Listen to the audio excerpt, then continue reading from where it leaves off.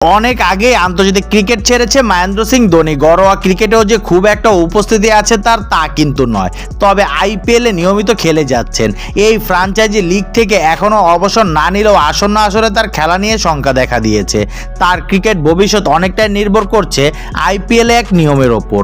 বয়স 40 পেরিয়ে যাওয়ায় চেন্নাই সুপার কিংসের সাবেক অধিনায়ক 2023 মৌসুম শেষেই আইপিএল ছাড়বেন এমন আলোচনায় ঘুরপাক খেয়েছিল পুরো মৌসুম জুড়ে। তবে চেন্নাইকে শিরোপা জিতিয়ে ধোনি জানিয়েছিলেন সমর্থকদের জন্য আরও একটি মৌসুম খেলতে চান 2024 সালের আইপিএলে। তাই আবারও আলোচনায় উঠে আসে বিষয়টি।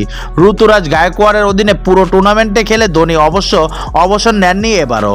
আইপিএলে সবশেষ মৌসুম শেষে চেন্নাইয়ের প্রধান নির্বাহী কাশী বিশ্বনাথ পরের বছরও ধোনিকে পাওয়ার আশার কথা শুনিয়েছিলেন।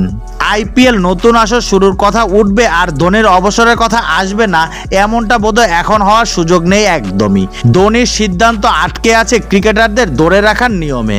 ভারতীয় সংবাদ মাধ্যমের প্রতিবেদন অনুযায়ী 4-এর বেশি ক্রিকেটারকে ধরে রাখা না গেলে ধোনিকে ছেড়ে দিতে পারে চেন্নাই।